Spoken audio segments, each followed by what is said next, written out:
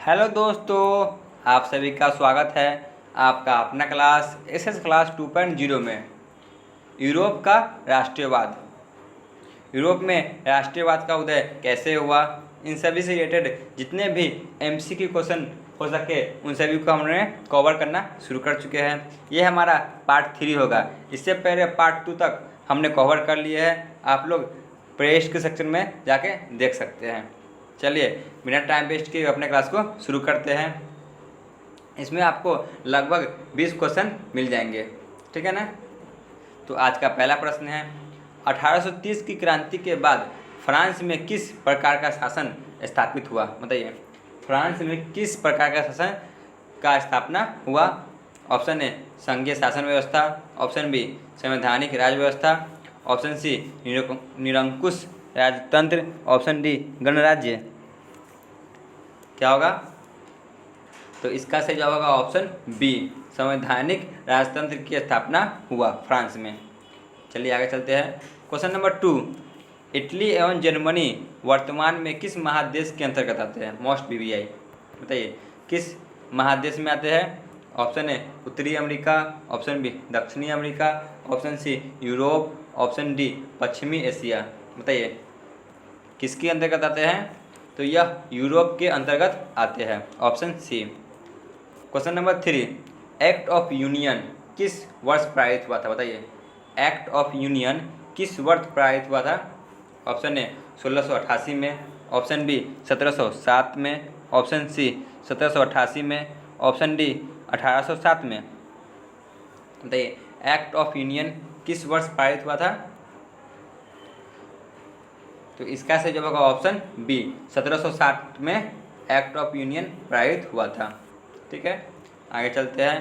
Question number 4 पे, Marion किस देश का राष्ट्रवाद का प्रतीक था? बताइए मारिओन किस देश का राष्ट्रवाद का प्रतीक था?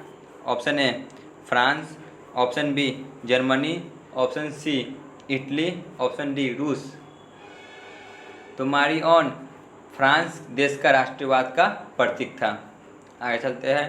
क्वेश्चन नंबर 5 पे, यूनान के स्वतंत्रता संग्राम में किसकी पराजय हुई? बताइए यूनान की स्वतंत्रता संग्राम में किसकी पराजय हुई?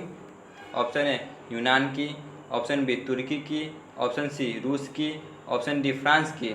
बताइए किसकी पराजय हुई? तो इसमें तुर्की की पराजय हुई, ऑप्शन बी। आगे बढ़ते हैं। Question number 6, friends of Italy नामक संस्था का गठन किसने किया था? बताइए फ्रेंड्स ऑफ इटली नामक संस्था का गठन किसने किया? ऑप्शन ए जियोबार्टी ने, ऑप्शन बी चार्ल्स एल्बर्ट ने, ऑप्शन सी विक्टर इमैनुअल ने, ऑप्शन डी मैगजीनी ने। बताइए किसने किया था? तो इसका सही जवाब होगा ऑप्शन डी, मैगजीनी ने फ्रेंड्स ऑफ इटली नामक संस्था का स्थापना किया था। आगे बढ़ते हैं। क्वेश्चन नंबर 7, बिस्मार्क क्या था? बताइए मोस्ट वीवीआई, बिस्मार्क क्या था? ऑप्शन ए कवि, ऑप्शन बी नाटककार, ऑप्शन सी संगीतज्ञ, ऑप्शन डी कूटनीतिज्ञ। बताइए बिस्मार्क क्या था? तो वह कूटनीतिज्ञ था, option D. Question number 8, chartist आंदोलन कहाँ हुआ था? बताइए चार्टिस्ट आंदोलन कहाँ हुआ था? ऑप्शन ए ऑस्ट्रेलिया में, ऑप्शन बी यूनान में, ऑप्शन सी तुर्की में, ऑप्शन डी इंग्लैंड में। चार्टिस्ट आंदोलन कहाँ हुआ था? तो यह इंग्लैंड में हुआ था, ऑप्शन डी। आगे बढ़ते हैं। क्वेश्चन नंबर 9, सन 1870 में फ्रांस और पर्सा के बीच युद्ध कहाँ हुआ था? ऑप्शन ए सीडान में, ऑप्शन बी सिडेवा में, ऑप्शन सी साइलाइन में, ऑप्शन डी फ्रैंकफर्ट में। बताइए 1870 में फ्रांस और पर्सा के बीच युद्ध कहाँ हुआ था?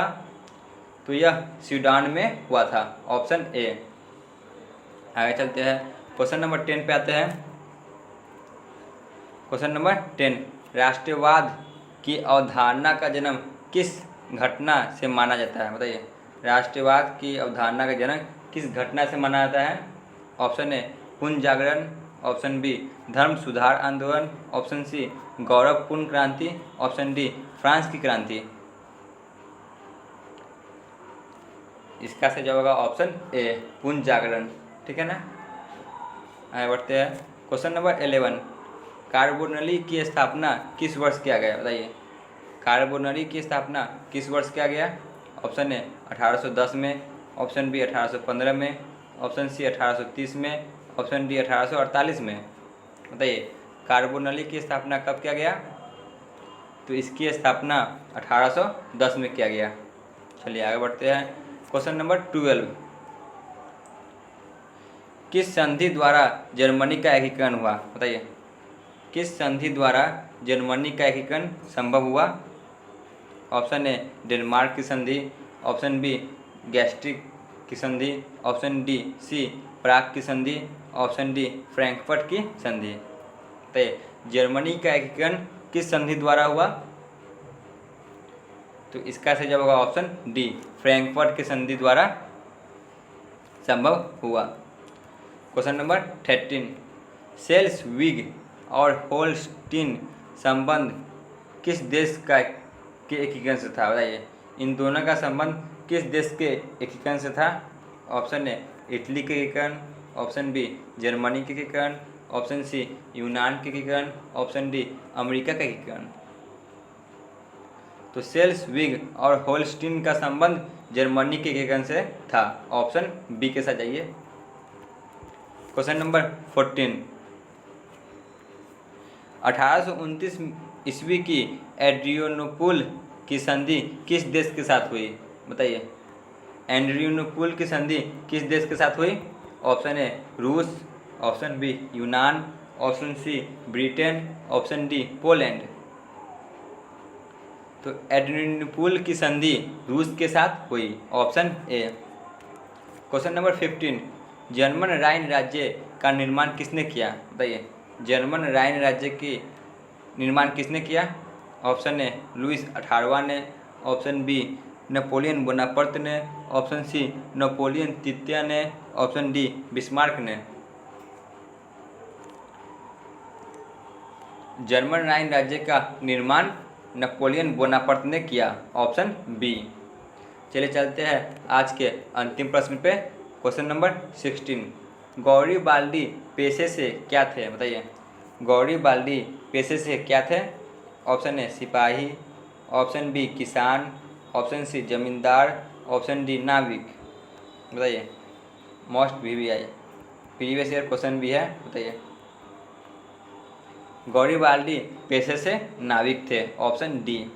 तो आज का क्लास यहीं पे ख़त्म होता है। आप लोग ज़रूर बताइएगा कि आपको यह कैसा लगा। धन्यवाद।